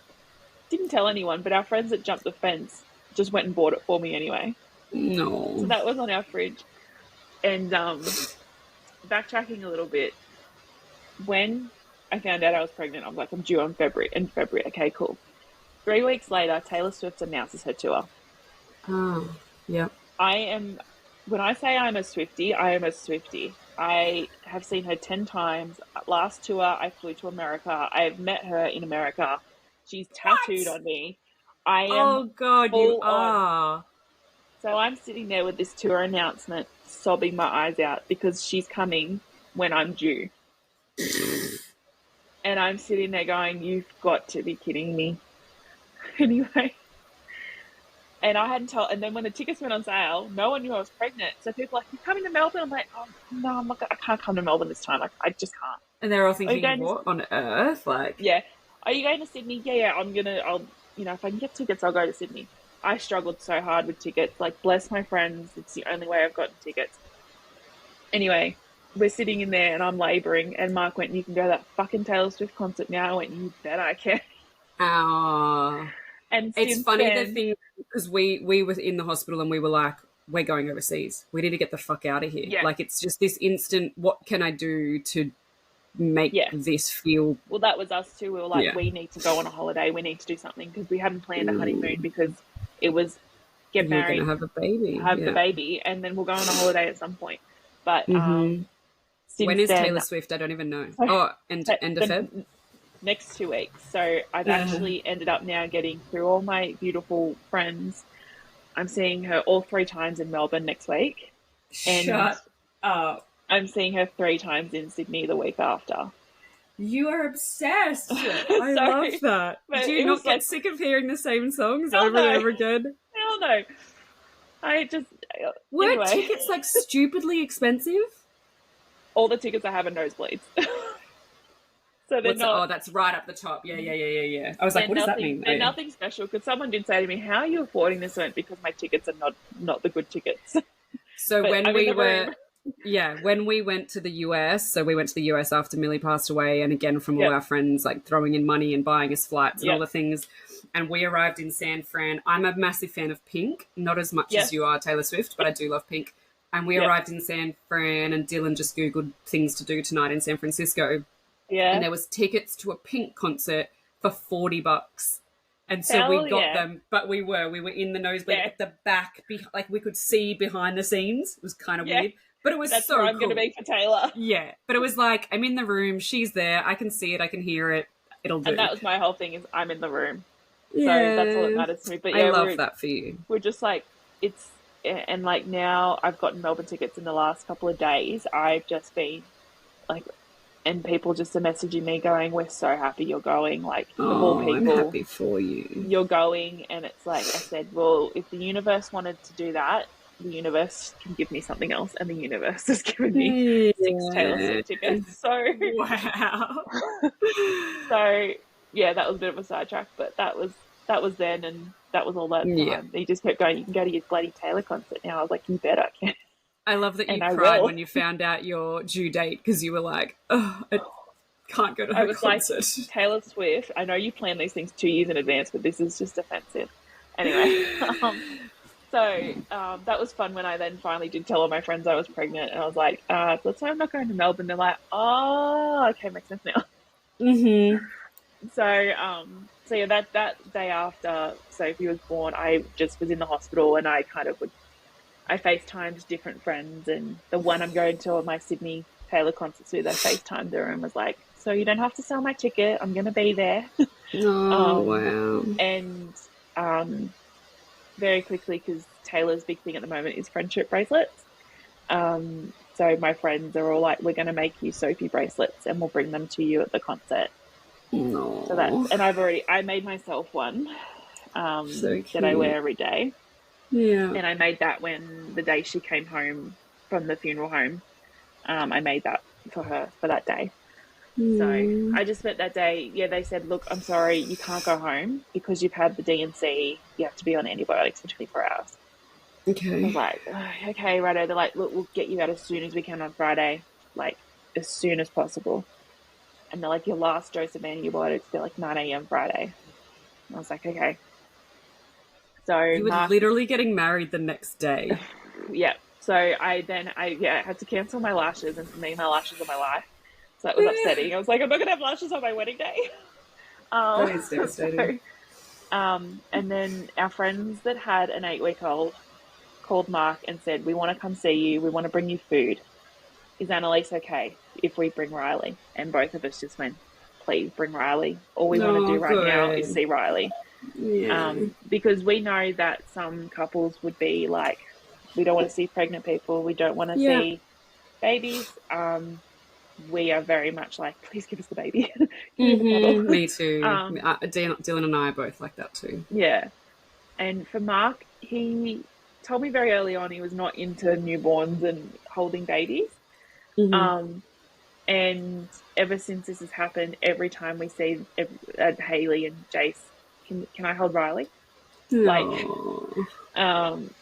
So yeah, but they came in and they brought slow cooked meat, and I'm loving that my hospital meal got delivered and it's sitting there, and I was like, well, I know my food's coming, so I'm just going to leave that. And then they come in with slow cooked meat, and everyone just looked at that food and went, we understand why you're not eating it. But all this slow cooked beef, like falling off the bone type of meat, with bread rolls and coleslaw. And then Jace had brought in like a 10-pack of wild turkeys for Mark. So, and again, because the hospital were just like, do what you want. So Mark and Jace are in there just drinking some wild turkeys. Wow. All bets are off. Getting tipsy on a Thursday night in the hospital room. So they stayed with us for a while. And I remember that's when I spoke to my brother for the first time after. And we just had fallen out a little bit. And it was really good to talk to him on the phone and hear my sister-in-law in the background, hear my nephew in the background and stuff like that. So I remember that night, I was like, Mark, you need to go home to the dogs, but you can't drive anymore. And he's like, they'll be fine. It's all good. And at this point, we'd finally told our neighbours. So we're like, look, if something's going on, you've got a house key, like, go check on the dogs, go check on the cats, whatever you need to. And then, so we slept that night, and then Friday morning, they were like, Mark left to do something, I think it was more wedding stuff. And, pick up the port-a-loo. That was important things we needed. Because we were getting married on our friend's paddock, we hired a port-a-loo. Because I was like, I'm going to be pregnant. I am not lugging me and my dress up to the house to go to the toilet. We need a port-a-loo. Gosh, that's funny. Yeah. So I remember at that point, he wasn't there, and I'd had another shower, and they were obviously very big on my mental health. So they were like, do you have a psychologist? And I went, yes, I do. I've been seeing him for 10 years. So I messaged his reception, which is his wife, and I just said, I need to speak to Navin very soon. I've just had a stillbirth. And I was on the phone with him within half an hour, and he said, you wouldn't believe it, my 9 a.m. cancelled. No. And I was like, thank God. Yeah, absolutely. And I remember the doctors coming in that morning. The doctors didn't see me Thursday. Every time I asked where the doctor was, they said there's an emergency and they'll come soon, and they never did. Okay. And the doctors came in on the Friday morning, and I remember they were like, okay, so you need to do the Clexane, the blood thinner in your tummy for 6 weeks, the needles. We'll show you how to do it. And then the whole no sex, no swimming, which I found interesting for 6 weeks. You'll come back through on risk the 19th. of infection. Yeah. But I'd never heard of that before. Like, it makes sense now. But, you obviously hear after birth, no sex for 6 weeks, but I'd never no one had talked about the swimming. And when I told my other friends, I think ocean is fine. I think it's pools and anywhere of like high bacteria. Yeah. Don't quote me on that, but I think that would be my assumption. Yeah. And yeah, they're like, come back on the 19th of December to see an OB. We might have some results from your placenta. Okay. Her autopsy will take 4 to 6 months. At a minimum. And she went down to John Hunter Hospital in Newcastle for her autopsy, and then came back here. And then they went, we might have some results, blah, blah, blah. Already started a contraception talk, and I went, I don't want to talk about that right now. Thanks. So yeah, showed me how to do the needles, packed everything up, and then, there was pretty much time to go. And they gave us a box, and in the box is her cot card, her cot card, so it says her name and all that kind of stuff. The clothes she was in when we met her, and a little booklet, and in the booklet is her footprints and her handprints that they did for us. They said, look, the handprints aren't fantastic, her hands weren't great, but the footprints are like perfect. And there are photos of her when you're ready, because I remember them saying, do you want photos? And I would kept saying, I don't think I want photos, blah, blah. In the end, they said, we took photos, they're in there, when you're ready you can look at them. So I haven't looked at them. Mark looked at one, and I remember my mother-in-law and my sister-in-law looked at them. I think Mum's looked at them too, but I haven't looked at them yet. So I'm walking out of the hospital with my suitcase, my box, and my first 2 weeks of needle injections, and I'm just standing and my compression stockings on as well. So I had to wear the compression stockings for 2 weeks. I'm just standing there, and I'm like, I still have like, a bump, not a huge bump, but it's still got a bump, and I'm just standing there like, well, this isn't fun. No, you're like, what the fuck just happened? Yeah. And I'm just sitting there, and Mark's like, I went to Donut King and got you a milkshake. I was like, thank you. And then he's like, what do you want to do? It's like 12 o'clock on Friday at this point. I'm like, okay, well, people are going to start getting to town tonight. So we shot up to Manila to check out the wedding venue and stuff. And our other friend said, we'll meet you there, because we were getting a wedding ark from their house. And when they went to put it together, it broke. So bless them, all before this happened, they're like, we've built you a brand new wedding ark. Oh. So that on top of everything as well. So everything was delivered. So we're setting up the wedding and all that kind of stuff. And I'd just sit there randomly and stare off. And I still do. But very quickly, butterflies became our thing. So we saw butterflies while we were setting up the tent and everything. And and then we came back here, and then that's when Mark's best mate arrived from Junee. So he'd driven like 7-8 hours to come up for the wedding, and they'd got a caravan. So we put the caravan in our backyard and all that kind of stuff. And then my parents arrived, so Mum had a big cry on me. Because you hadn't seen them before then. Hadn't seen them. And just we had pizza and all that kind of stuff. And then Mark and I went to bed together. All that kind of like, not traditional wedding at all. And woke up the next morning. It was our wedding day, and was like, okay, so we've got to go drop the dogs off. We've got to go pick up flowers. Did all that. And then one of my friends said, you're not sitting here. What are you doing on the day? I went, hair and makeup at 3 o'clock. Getting married at 5. That's it. She went, you're not doing that. And she picked me up at 10. And we went and got my nails done, because I hadn't had them done. So I got a little butterfly on each ring finger. Cute. And then we went out to lunch, and then they dropped me back here, and I had about an hour to myself, and I just sat here for an hour. And my cat Melody just came and sat on my lap, and she always would crawl up on my belly, and I could see her doing it and being like, there's nothing there now, but I'm still going to sit on your belly. Yeah. And then the celebrant had said to us, what do you want to do? Do you want to include, how much do you want to include about the day, about Sophie and stuff? And we said, and we made it clear to everybody, we said, we will acknowledge her, we will have a drink for her, but that day is Annelise and Mark getting married. Mm. So in the wedding, she just said it has been a very, very challenging week, but it just shows how much you two are meant for each other, all that kind of stuff. My wedding vows, I talked about being parents, so she just pulled those sections out for me, so I didn't say that. And Mark B. Mark only wrote that his would have wedding. been so hard. Mark B. Mark only wrote his wedding vows 2 days before, so his course. were relevant, but he broke down a bit when he said about giving me the family that I want. And then they said when they were setting up all day, because they just told me, you turn up for the wedding, we'll work it all out. Everyone said there was butterflies all day. And I remember I had this little moment to myself walking down to the photos, and this butterfly just came and hit me right in the face. Whoa. So, that just gave me goosebumps. Pretty much Sophie every time like, I hey see, Mum, I'm here. Hey, I'm in the here. photos. Every time I see a butterfly, I say, hey Sophie. So yeah, we got married, and it wasn't like the biggest night. Like, we were kind of home by like 1 a.m. in our own bed, which was nice. And then just kind of with work and stuff, they just were like, do what you want to do. But unfortunately, my boss actually ended up leaving a few days after I gave birth, so it's been a bit of a mess. But I ended up like sitting down and deciding the plan was to be off till May. I've just decided to go back to work next month, actually. I can't see myself sitting around for another 3 months.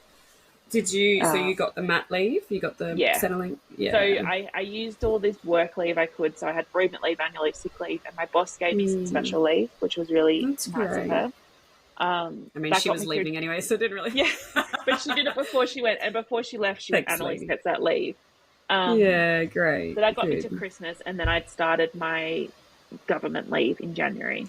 But I got to kind of last week and went, I don't think I can... And I have to give 4 weeks notice, so I've still got another month. Well, I think with the bereavement leave, and I want to mention this because I think it's really, really cool, obviously Australian only, but the Centrelink bereavement payment is the same as the mat leave. It's just got a different name. But there's a couple of benefits. You can get yours and your partner's at the same time. So we got his 2 weeks at the same time as my first 2 weeks. And I was allowed to go back to work and earn an income, and they still give you the bereavement leave. So you can go back to work and earn, which is so phenomenal, because with mat leave, the actual mat leave, you can't. And there is a separate bereavement line. I might even put that in the notes of this because I haven't spoken about that before. But like, I don't know if you had this, but instead of calling Centrelink, you call a bereavement line. So the person who's answering knows your story, which is... I mean, they know that you are bereaved. I did it all online. I remember sitting there one night, it was Monday at like 9:30, I went, I'm just going to look at the thing to do Centrelink. And I sat down and did it. And I went, all right, well, that's going to take ages to come through. I got a call the next morning confirming it. Was this after she passed? Yeah. And this was into December. And I just went, I was not expecting this all to be ready to go. But no, they just wanted to call to confirm something. And they went, no, everything will be paid starting the 2nd of January, and I got it, and I was like, when you look at all the stories, this was the paid parental leave, which is what I decided to do for the 18 weeks. But I was just shocked because you see all these other mums that have their babies and then are struggling to get paid. But I'm guessing when you tick a box that says stillbirth, things change a little bit. That still would have gone through to the bereavement team, I would imagine. But So, so I've just decided to go back but again, I had to give 4 weeks notice. So it's not like I've decided I'm going to go back on Monday. I had to give the 4 weeks. I've got enough going on this month anyway. And what's actually going to happen is I'm going to go back for 2 weeks, and then we were going on our honeymoon anyway. So it's kind of like, I'm going to go back, find my feet. Test the waters, Test the waters, see what's changed. Give myself another break, which is an 8-day cruise. And then that's Easter, and then come back to work, and then be ready to go. So we just kind of plodded along through December, and then got to the hospital on the 19th of December. And it was like my 6-week postpartum checkup, but it was only 5 weeks because of Christmas. And I remember I got in touch with my social worker. We'd seen her at some local markets up here, and I got in touch with her and she said, do you want me to come to the hospital appointment? I went, yes, I'd really love for you to be there. So I remember we walked in and, you see all the other mums sitting there and there was nowhere to sit. And I'm just standing on like this, like panicking. And then I saw Megan and I was like, I can't be here. And she went, okay. And she took us into another room. And so it didn't look like a doctor's office. It was literally like a comfort room sort of thing. And she went, I'm going to tell the doctor we're here so that you don't have to go back out there. So, and I told her, I said, look, the last time I was here, the receptionist forgot about me. I was sitting here for an hour and a half. I don't want that to happen again, blah, blah, blah. So she was very big on every 5 minutes going out saying, how much longer? Where's the doctor? She needs to see the doctor. Don't forget about her. So the doctor, OB came in and she apologised profusely for being 25 minutes late. I'm like, it's okay. It's all good.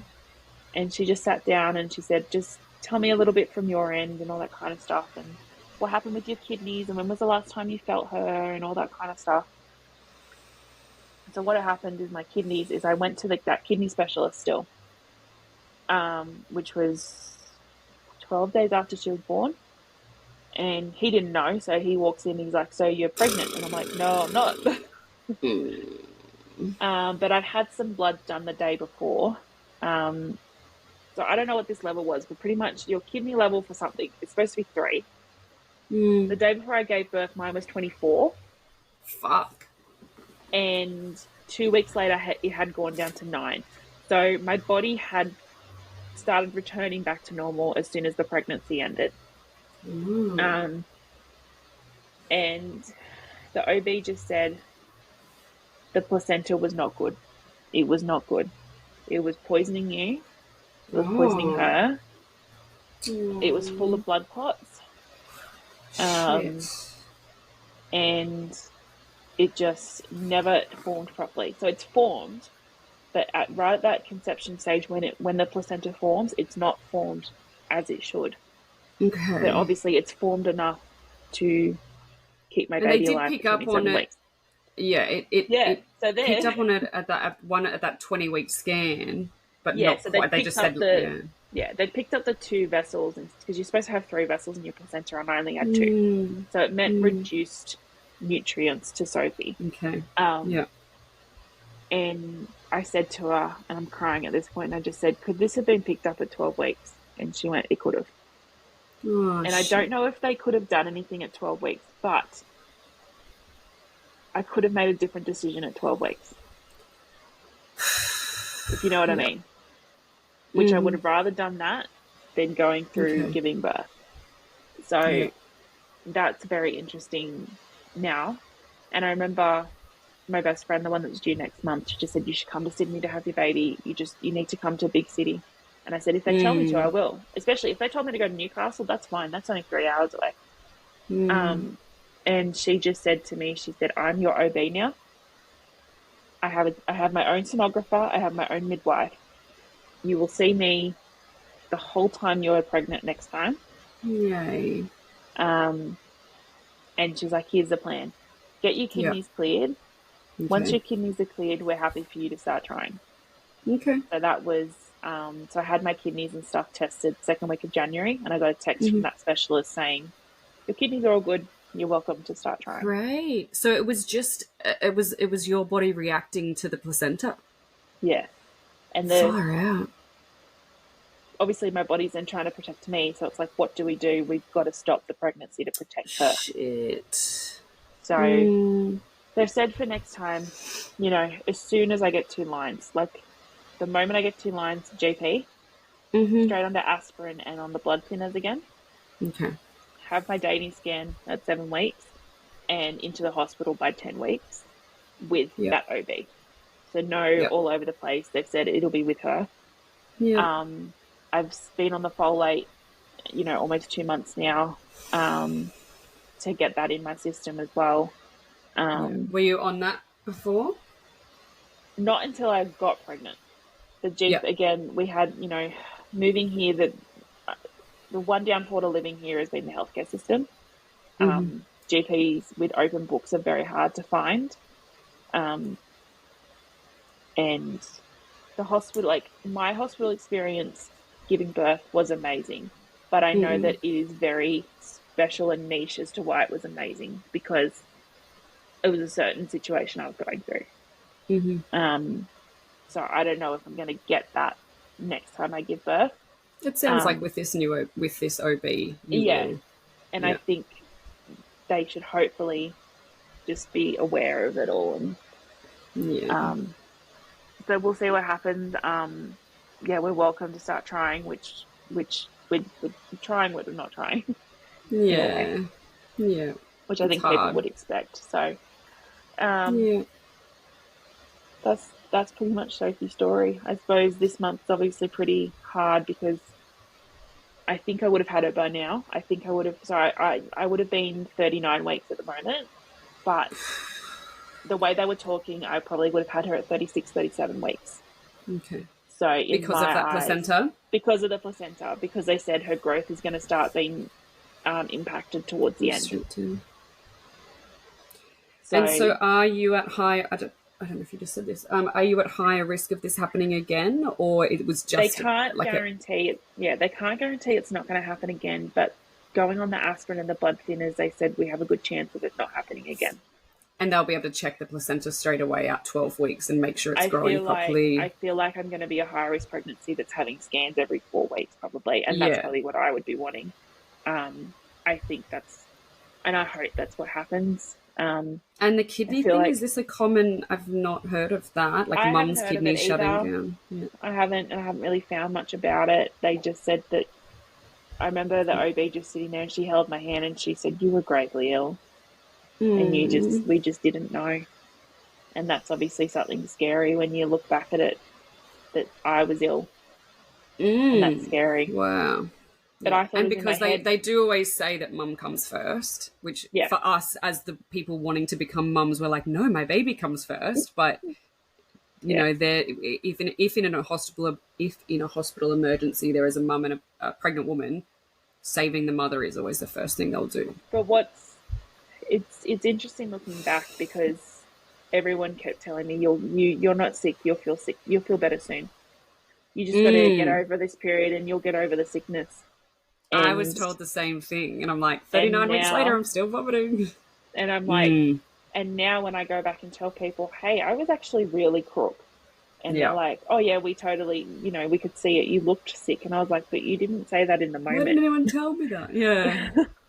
So it's interesting looking back, but we've already talked about next time and how we don't really...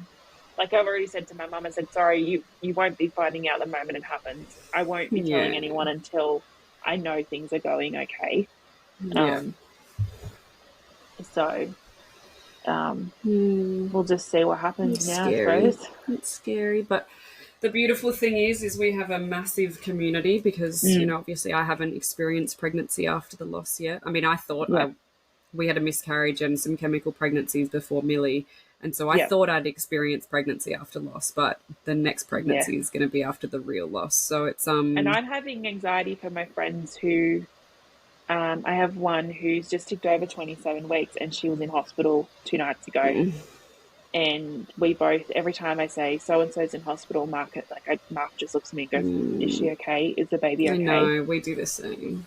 And even... one of the other friends I'm driving to Sydney for their baby shower, and I remember her saying this weekend, and she said, if you don't want to come, you don't have to. I said, I'm going to be there for you. I think some people would expect.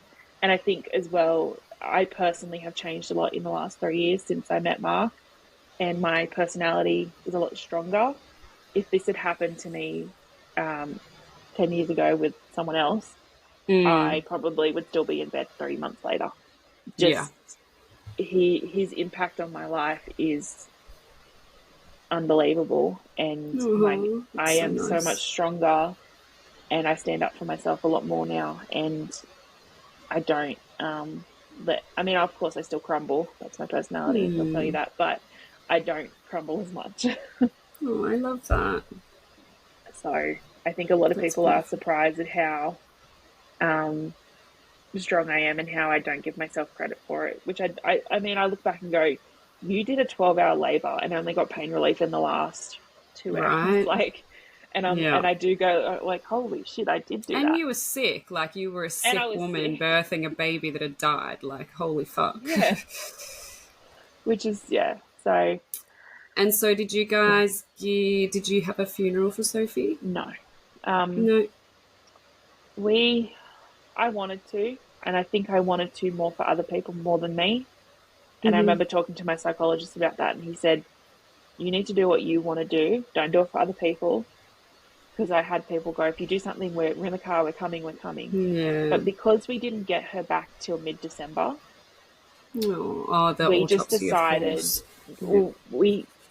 well, because we physically, yeah, we didn't get her until mid-December, and we just went, if we're going to do a funeral, it's going to have to be in January. We don't want to take this into the new year. Yeah. We wanted to have a fresh start this year, so we decided to not. But what I did was, when she was home, I put her she sits with a photo of Mark and I, and this little beautiful porcelain thing of a mother holding a baby. Mm. And I posted a photo of that with a candle, and I said, Sophie's home. We won't be doing anything further. Mm-hmm. Um, I'd love if you light a candle and share it with us. And my whole comment section on Facebook was full of friends lighting candles and family. That's good. And then on Instagram, I had friends like post it to their stories and that kind of stuff. So, that's so lovely. yeah, that's my little, that was our little way of involving everybody to say. Perfect. Yeah. So, yeah, she sits and you see her when you wake up every morning, she's on the hall table. And when we move and we've got somewhere bigger, I don't want a full on memorial, but I just want a nice place for her and her little things. Like, our friend's got us a bear that says, so her middle name is Marion, after my grandmother. Mm-hmm.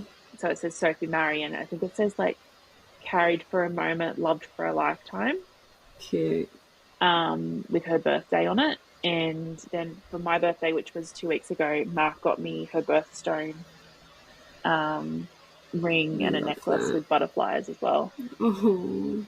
So, and then we've already like, we want to get tattoos of her footprint, and because I just saw your tattoo, which was epic, and so we want to get a tattoo of her footprint with some sort of butterfly.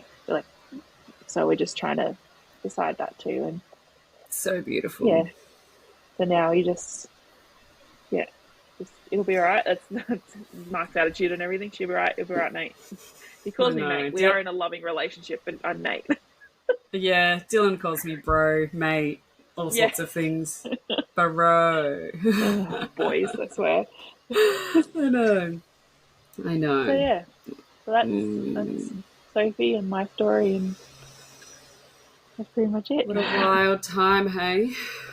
Oh, I can't. It's the whole year, and even that, it was like I literally had births, deaths, and marriages in 10-day period. Totally. I totally did. Yeah, it's like, wow. And time was moving so slow, but also so fast. Like in my head, I'm like, how's it almost 3 months? But also, wasn't it just yesterday?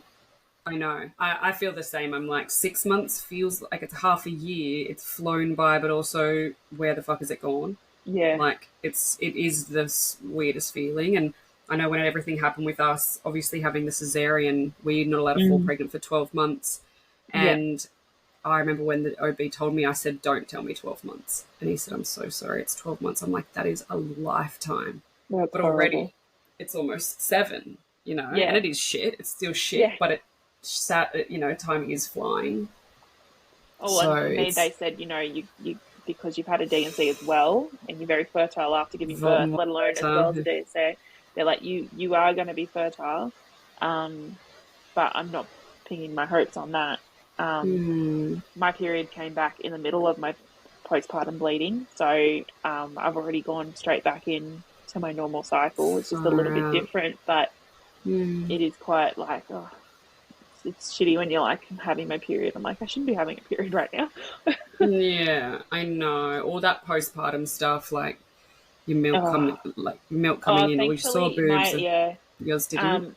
I remember right before we left and they went, "Are you feeling anything regarding milk?" I went, "Nothing," and nothing ever came in, thankfully. Okay. So Yeah. I Mine didn't have stopped. I to. pumped for like the week that we were in hospital, and then obviously I Yep. stopped the day she died.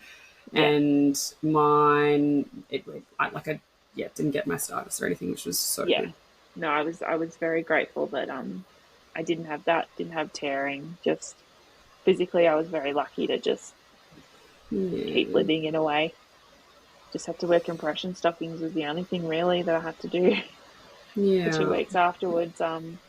Otherwise, everything kind of just was back to life. So, but it's not I love normal. some. No, it's not normal. I love some of the things you said about things that people did for you. So obviously, getting your Swifty tickets is Yeah. amazing. I love that the bereavement midwife just seemed like she was backing you so Oh, much. she Like was. she Yeah. just had so many things. Even just like showing you that urn straight away. Like we are only just getting an urn coming for Milli like this week, which is a girl on Instagram who makes them for free for bereaved parents. Yeah. But I just didn't even think of that. I love that your neighbors jumped the fence to feed the dogs. Like just all those kinds of things that you just people wouldn't think of, but you just got to jump in and do it.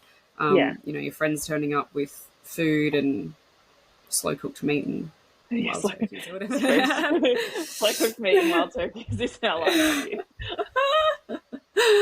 Oh, so country. I love it. Yeah. Very. I love it. I'm so sorry you experienced it. It's just so awful. And it sounds like your anxiety was telling you the whole time that something was wrong. Like your mother's instinct knew Oh yeah. by the sounds of it. It'll be interesting this time when I fall pregnant and working. I'll just be fighting for myself a lot more this time to be like, please help with some flexibility or something along those lines, just to make me a bit more comfortable. Yeah. And I It think will be. also, I think it'll just be interesting to see how everyone reacts in general. What the hospital says, what the doctors say. yeah. That's going to be interesting. Well, I mean, for sure, one, they're going to know your story. Two, you're going to be high risk. But three, you know more now, which it sucks when we have to go through these things to then learn. But you will know to go for go for the scans, ask certain Yeah, questions, and all of those kinds of exactly. things.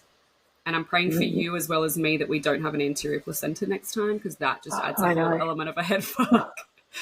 I was like, I'm sitting, I haven't felt anything in like 24 weeks. I'm just feeling a little flooded. Oh, actually, a placenta's at the front. I'm like, okay, got it. I know.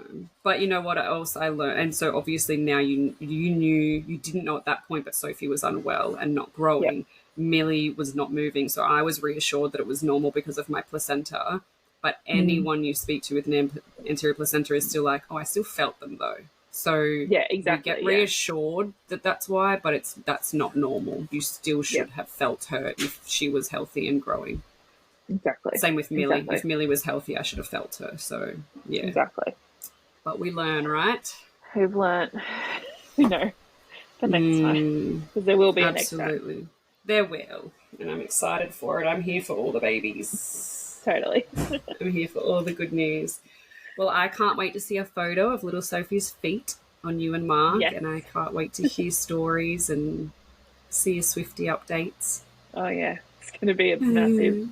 It's going to be a massive 2 weeks, but anyway, I'm going. The rest of my afternoon is making more bracelets, so because that's a nice calming activity. I just kind of sit here, got my music going, and just get ready for, because this Swift experiences, I can't describe it. It's just, Mark's like, I don't have anything that feels like the way you feel when you go to Taylor Swift. I'm like, it's just the best feeling ever. Yeah, no, I can't and say like I have as well, that I haven't. Our friend, like our community is spread out all over the country, and there are people I haven't seen for 5 years, and we've also just had a death in our Swifty community, so we're all coming together around that as well. And so it's also that there's a community of you. Oh yeah, huge. I've got two group chats alone with different people in different parts of the country, and yeah, one of the group chats, I don't think we've ever all been in one room. And then the other group chat, we can't all be in one room because one lives in England. So how is this a thing? But I'm blown away. just, But I'm also, best community. I admire you. I admire you. I love that. Very. So, yeah. That's phenomenal. So have the best time. Thank you. And I will be thoroughly enjoying it, considering I was not going to be there. I'm going to soak up every second. I know. And Taylor has a lot of butterflies and stuff around too, so that's always that's awesome. Little connection. A little reminder. When you see a butterfly, it's Sophie in my eyes. Okay. I will be sure to remember that. I love cool. I truly think that we get sent signs from each other's babies too. Yeah. Totally. Sophie and Milli are upstairs like dancing in heaven right now that we're even chatting. Exactly. To Pink and Taylor. Definitely. All right, my lovely. Thank you so much for being so brave and sharing your story. Sending you lots of love. And thank you for making this community, because when I was going through it, I didn't know where I could listen, and I had a friend who's pregnant now who sent me your profile, and it's just been great to listen to other stories, but that understand what we're going through. Yeah, because absolutely. When some people say, yes, I had a miscarriage at 6 weeks, I understand what you're going through. Sometimes I'm like, no. There's only very few people that I can speak to that I know what I feel. Yeah. So and when you've had chemical pregnancies and I've had miscarriages, and I don't underplay. I said it on my social media the other day. When Dylan and I start trying again, if we have miscarriages, I will be devastated. Of course, that they suck. But birthing your child who dies is not the same. It's fucking awful, and no one will ever experience that same pain. No, especially you feel it pop out. Like for me, I felt pop out and no cry. That was the worst bit. But yeah, it's wild. How did your friend who's pregnant now know about my profile?